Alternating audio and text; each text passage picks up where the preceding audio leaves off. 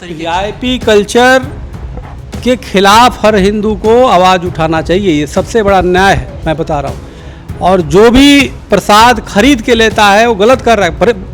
प्रसाद कहीं बिकता है? प्रसाद तो लोगों के लिए भगवान का वो है। से मदरसे चल रहे हैं या जो मौलवी को पैसा मिलता है सैलरी, लेकिन हिंदू पुजारियों को नहीं मिलता ये सब चीज़। मेरा तो मानना है मौलवी को, इमाम को आप बस 20 दे रहे हो, 40-50 हज़ार दे दो भाई। पंडितों को भी दो, बच्चे तो सबके होंगे, रोटी तो सब खाएगा है। अब उसमें हरियाणा में इमामों का वेतन बढ़ा दिया, बहुत ठीक है, बढ़ाना चाहिए, सबको पैसे की आवश्यकता है, लेकिन पुजारियों को दो, संतों को भी दो, सबको बराबर दो। वो भी धर्म प्रचार कर रहे हैं, भी धर्म प्रचार कर रहे हैं।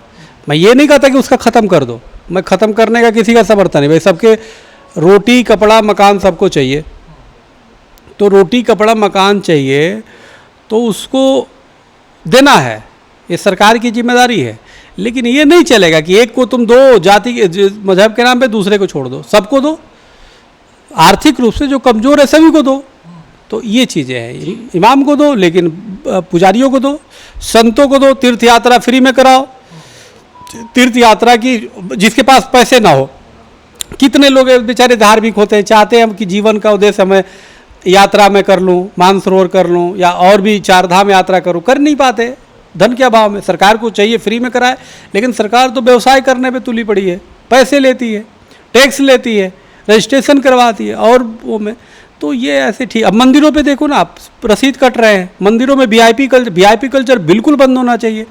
मंदिर कभी किसी सुना है आपने, किसी चर्च में गए तो आपको टिकट लगता है, किसी मस्जिद में आपने सुना है लगता है।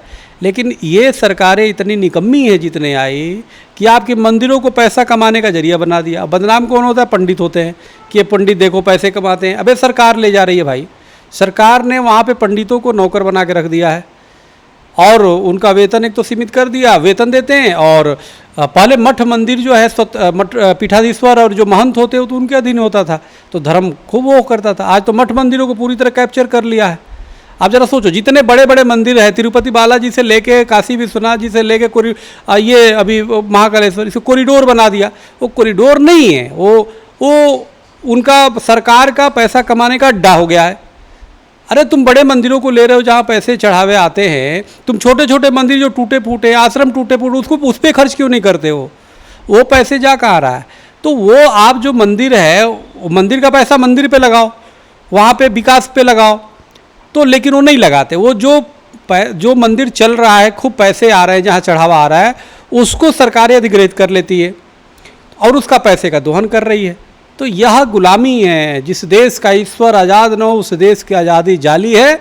या तो हिंदू बुजदिल है या इस देश से खाली है। तो इसलिए मेरा ये मानना है कि सरकार के खिलाफ भी हर हिंदुओं को, धार्मिक लोगों को आवाज़ उठाना चाहिए। हिंदू मुस्लिम बहुत कर लिया, थोड़ा अपनी रक्षा कर लो। मुसलमानों ने थोड़े मंदिर कब्जा कर लिया है कि नहीं? सरकार ने किया है तो उस पर भी आवाज़ उठा लो भाई। सरकार बताओ, आप अभी एक दिन आया था महाकालेश्वर मंदिर का, एक महिला को ज़बरदस्ती कूद के अंदर जाना पड़ा दर्शन के लिए, नहीं वो पैसे मांग रहे थे। तो मेरे कहने का मतलब वीआईपी कल्चर बंद होने चाहिए, पैसे पे दर्शन बंद होना चाहिए। परमात्मा सबके है और सब में परमात्मा है। कोई भी जाए, अपना जाए, दर्शन करे सहज सरलता से। वहाँ भंडारा, मैं तो भक्तों से कह रहा हूँ, मंदिरों में बिल्कुल पैसा मत चढ़ाओ, इससे अच्छा भंडारा कराओ, गरीबों को खिलाओ जो खाना, गरीबों को वस्त्र दो। हम खुद ही नहीं जाते, हम तो खूब जाड़ों के दिन में खूब वस्त्र बांटते हैं। जो दिल्ली में सोए रहते हैं उन पर जा के खूब हम बंटवाते हैं, वस्त्र बंटवाते हैं, भोजन बंटवाते हैं, जितना हो सकता है। लेकिन ये वृंदावन में गए, विधवा आश्रम है, वहाँ खूब भंडारा मैंने करवाया, उनको पैसे बांटे। तो मंदिरों का समस्या ये है, मंदिरों के नाम पे सरकारें दोहन कर रही है, इधर जो है वो हो रहा है। तो ये गलत बात है। हमें लगता है कि मंदिरों को स्वतंत्र छोड़ना चाहिए। और मंदिर का पैसा जो अब गुरुकुल है, दयनीय स्थिति में है, आप मंदिर कितने खंडहर पड़े हैं, अरे उसका पैसे से क्यों नहीं उपयोग उस मंदिर का जीर्णोद्धार करा रहे हो? तो नहीं कराती सरकार, बस जहाँ पे चल रहा है उसी को कब्जे ले लेती है। तो ये गलत है। हिंदुओं को इसके लिए आवाज़ उठानी चाहिए, खड़े होना चाहिए। राम मंदिर जो बना है, हम लोगों ने लड़ाई लड़ी, हम खुद उसमें पक्षकार थे, मुख्य पक्षकार थे, 6 हिंदू पक्षकार थे। हमने कभी मुद्दा नहीं बनाया उसका, कोर्ट में जाते थे, लड़े, हमने ज़मीन बेच के लड़ाई लड़ी है। तो सरकार श्रेय ले गई, उसको ले जाने तो कोई बात नहीं। लेकिन वीआईपी कल्चर है, पैसा भी लगता है, प्रसाद के लिए भी रसीद कटती है, आपने देखा होगा इस तरीके वीआईपी कल्चर के खिलाफ हर हिंदू को आवाज़ उठाना चाहिए। ये सबसे बड़ा अन्याय है, मैं बता रहा हूँ। और जो भी प्रसाद खरीद के लेता है वो गलत कर रहा है। प्रसाद कहीं बिकता है? प्रसाद तो लोगों के लिए भगवान का वो है? और जो बेचता है उससे बड़ा पापी कोई हो नहीं सकता। जो मंदिर में दर्शन के नाम पे पैसा लेता है उससे बड़ा पापी कोई हो नहीं सकता। तो इसलिए परमात्मा सबके हैं, ये अन्याय है और लोगों को आवाज़ उठानी चाहिए। बहुत ही गलत हो रहा है, ऐसे नहीं होना चाहिए। वीआईपी कल्चर बिल्कुल बंद होना चाहिए। मंदिर पे गरीब अमीर कोई भी एक साथ जाए, सब दर्शन करे। जो पहले गया अपना दर्शन करो, वहाँ पे ज़मीन पे बैठो, वहाँ सेवा करो, बाहर आओ, गरीबों को भोजन कराओ, जितना पैसा है दक्षिणा बांटो, है कि नहीं? वहाँ तो जाने के बाद वहाँ कौन सा वीआईपी? वहाँ तो चक्रपाणी भी जाएंगे, पोछा लगाएंगे, आप भी चलो पोछा लगाओ, कितना आनंद आएगा। अब वहाँ पे जाएंगे हम महाराज बन के, वहाँ पे जाओगे मंत्री बन के, वहाँ पे जाओगे वीआईपी बन के, तो तुमसे बड़ा नीच कोई हो नहीं सकता। तो यह बहुत ही दुर्भाग्यपूर्ण है देश का कि मंदिरों का वीआईपी कल्चर कर दिया है। इससे धर्मांतरण बढ़ रहा है, इससे नास्तिकता बढ़ रही है, इससे लोगों का धर्म के प्रति लोगों का विश्वास उठ रहा है। लोग सोच रहे तो यहाँ पंडित जो बैठे हैं वो कमा रहे, जो कि पंडित बेचारे का कोई, उनकी तो परिवार चलाना मुश्किल हो रहा है, उनका तो खुद शोषण हो रहा है, सरकारें कर रही है। और ये पुराने कानून बने हुए उसी के नाम पे अधिग्रहित हो रहा है, तो ये अभी भी चल रहा है। तो मेरा मांग है सरकार से कि जो मंदिरों का अधिग्रहण के कानून है उसको ख़त्म किया जाए और मंदिरों को मुक्त किया जाए। अब राम मंदिर है, देखो राम मंदिर बन गया, हम लोगों ने लड़ाई लड़ी, तो राम मंदिर पे अब वहाँ भी जाकर के लोग वीआईपी दर्शन कर रहे, मैंने सुना है। इससे बड़ा दुर्भाग्य क्या होगा? अरे वीआईपी के राम राज्य में तो यही था कि कोई धोबी की बात सुनी जाती थी। भगवान राम ने धोबी की बात सुन के माँ सीता को जंगल भेज दिया है। वहाँ वीआईपी राम राज्य होना चाहिए, जो आए दर्शन करे, सबको भंडारा 24 घंटा। मैं तो किशोर कुराल जी को धन्यवाद देता हूँ, पटना के जो मंदिर के वो है पीठाधीश, हमारे बड़े अच्छे वो हैं, उन्होंने रोज़ 5,000 10,000 लोगों का रोज़ भंडारा फ्री में करा रहे हैं वहीं पे। इससे बड़ा पुण्य का काम हो नहीं सकता। कोई भूखा आया, सब भोजन करो, भंडारा करो। तो वहाँ पे प्रसाद बिकने लगे, वहाँ पे पैसे पे दर्शन होने लगे, वहाँ वीआईपी कल्चर हो जाए तो डूब के मर जाना चाहिए चुल्लू भर पानी में। वहाँ का जो एमपी भी हारा है, जो कह रहे हैं इतना बड़ा निकम्मा निकृष्ट है, इसके कारण हारा है। बहुत बड़ा निकम्मा है, वो हिंदुओं की किसी की बात ही नहीं सुनता था। क्या नाम है, लल्लू, बहुत बड़ा निकम्मा था वो किसी की सुनता ही नहीं था। जब सुनोगे नहीं, सेवा नहीं करोगे तो लहर में जीत जाएंगे जी। अरे कहाँ जीत जाओगे लहर में? जनता ने बहुत बढ़िया किया। मैं तो अयोध्या की, फैजाबाद की जनता को कोटि कोटि प्रणाम करता हूँ यहाँ बैठ के कि आपने जो उसको झटका दे दिया। अब दूसरा कोई आएगा वो सही रहेगा, और जो भी कोई इस तरह के निकम्मे हो उसको इसी तरह पटकनियाँ देने की आवश्यकता है।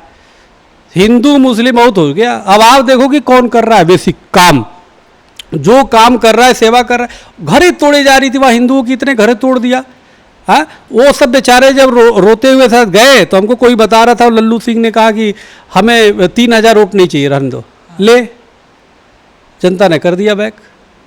तो जितने ये सब लोग हैं, ऐसे लोगों का इसी तरह से जनता सबक सिखाए है चुनाव में। जिस तरीके से बीजेपी की तरफ से कहा जा रहा है कि भाई आपने हिंदुओं का, मतलब वो अयोध्या में राम, जिसने राम को लेकर आए आपने उसी को हरा दिया, तो मतलब अयोध्या की जनता को इस तरह से नज़र में देखा जा रहा था कि किसी ने पाप कर दिया। ये जो दृष्टिकोण है ना अयोध्या राम को लेकर, राम की किसी का औकात है लेके आने का?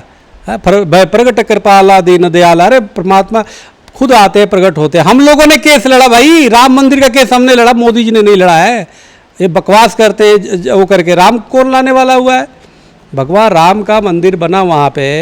आप ये देखो कि वहाँ पे लोगों के घर तोड़े गए, वहाँ पे विकास के नाम पर अब देखो सब पोल खुल गया, रोड गिर रहा है, वहाँ पे बुरी स्थिति है, वहाँ पे बुरी स्थिति, विकास के नाम पर जल्दी जल्दी उद्घाटन कर दिया। मेरे कहने का बॉलीवुड के बीफ खाने वालों को बुला लिया वहाँ उद्घाटन में। यही संघ के प्रचारक जा जाके आलिया भट्ट और उसका पति क्या नाम है, रणवीर, ओए भगवान, डबल वो काट दे रहे। ऐसे तो बीफ पे डिबेट कराता है, बीफ सप्लाई हो रहा है, बीफ खाने वो जो खुद कहता है बीफ खाता हूँ, उसको तो उसमें निमंत्रण देता है जिसे राम मंदिर का कोसों दूर तक संबंध नहीं है। भाई जो धार्मिक आस्थावान नहीं है उसको क्यों बुला रहा है? बस तो वो सब पाप का परिणाम है। तो इसलिए जितने निकम्मे हैं, अगर हिंदू के नाम पे भी लड़ता है, मेरा तो वो है उसको बुरी तरह हराओ। लल्लू हारे, बहुत अच्छा हुआ, बहुत वो अहंकारी हो गया था, वो बिल्कुल निकृष्ट निकम्मा। हाँ मैं जानता हूँ, लोगों ने बताया वहाँ का, बिल्कुल निकम्मा वो था, वो हारना चाहिए। और ऐसे जितने निकम्मे हैं जो बीजेपी के नाम पे लहर में निकल रहे हैं, उन निकम्मों को हराओ और अच्छे चरित्रवान को जितवाओ, मेरा ये मानना है। जी, जिस तरीके से वो तो कहते हैं कि गोली चलाने वाला जो सपा थी, समाजवादी पार्टी, वो राम पर, जिसने राम भक्तों पर गोली चलाई उसको अयोध्या की जनता ने जिता दिया, और जिसने राम को लेकर आया उसको हरवा दिया। यानी कि अवधेश प्रसाद जो सपा जीते, उनकी आस्था नहीं है भगवान राम में। देखो ऐसा है, सपा ने, मुलायम सिंह ने गोली चलाई, लेकिन जो है उसके उस समय चीफ सेक्रेटरी कौन था, एक नृपेंद्र मिश्रा था। नृपेंद्र मिश्रा जो अधिकारी था गोली चलवाया था, जिन्होंने खुद कहा था, उन्होंने कहा था कार सेवक पे कड़ाई, उसको तो मंदिर का बना दिया अध्यक्ष, बीजेपी ने बनाया हुआ है, उसकी चर्चा क्यों नहीं करते? वो मंदिर का, उसका अध्यक्ष बना मंदिर निर्माण का। सवाल यह है, ये जो अभी बना है जो सपा का, ये भी निकम्मा है। एमपी जो है उसका बयान में पढ़ रहा था, अवधेश, उसे बोला जा रहा जय श्री राम बोलो तो बोल ही नहीं पा रहा था, वो गोल गोल घुमा रहा है। अरे बोलने में क्या गया भाई, तू हिंदू है सनातनी, बोल दे जय श्री राम, तो गोल गोल घुमा रहा है। हारेगा ये भी हार जाएगा।